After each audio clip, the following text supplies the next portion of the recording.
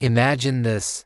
On a quiet table, in a quiet room, sits an empty glass jar. It looks ordinary, simple, transparent, that this jar is your life. Not someday, not in the future, not when you finally have everything figured out. This jar is your life right now, and today, we're going to fill it. The jar starts empty, just like life does. No instructions, no guarantees, no warning labels. You don't get to choose the size of the jar, you don't get to see how much time it holds. You're simply handed the jar, and the days begin to pass. As a child, the jar fills slowly, moments of laughter, scraped knees, first friendships, big dreams that feel close enough to touch. But as you grow older, something changes. You stop seeing the jar. You wake up, you rush, you scroll, you work, you sleep. And without noticing, you start letting others decide what goes inside. First, someone pours sand into your jar, fine grains, small moments, harmless, really. Emails, notifications, meetings that lead nowhere, social media, endless comparisons, sand pours fizz. It fills the spaces between your days, then the spaces between your thoughts, then the spaces between your dreams.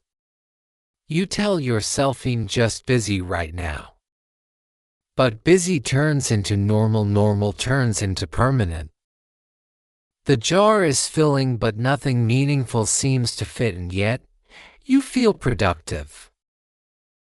You confuse movement with progress, noise with purpose, seeds, sand keeps pouring. Next come the pebbles. These are important: your job, your bills, your obligations, your promises to others. Pebbles are heavier than sand, they demand attention.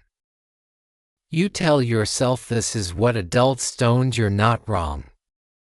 But pebble by pebble, the jar grows crowded. There's less room to breathe, less room to dream, less room to remember who you were before the world told you who to be. Still, you keep going because stopping feels dangerous, and no one taught you how to rearrange the jar. Then one day, someone places a rock in your hand. It's heavy, solid, impossible to ignore. This rock is what truly matters. Your health, your family, your purpose, your integrity, your time. You try to put it in the jar. But it doesn't fit. You push, you force, you tell yourself maybe later, but later never comes. Because the jar is already full of sand, full of pebbles. The first time you feel something deeper than stress, regret. This is the moment most people miss: quiet realization. That life isn't running out of time. It's running out of space for what actually matters. You stare at the jar and then you do something brave. You empty it, not all at once, not without fear. But intentionally, you pour the sand out first. Distractions, endless scrolling, noise that adds nothing, then the pebbles. You don't throw them away, you simply rearrange them. Because responsibility matters, but it should never suffocate meaning. Now, you place the rocks in first. One by one: health, relationships, growth, purpose. They settle natural, then you add the pebbles. Work, commitments, goals, they fit around the rocks.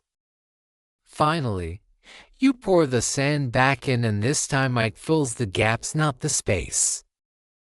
Everything fits. Jar is full, but not crowded, busy, but meaningful. Here's the truth: you will never find time for what matters. You must make space for it. If you fill your life with sand first, there will never be room for the rocks. But if you honor what truly matters first, everything else will find its place.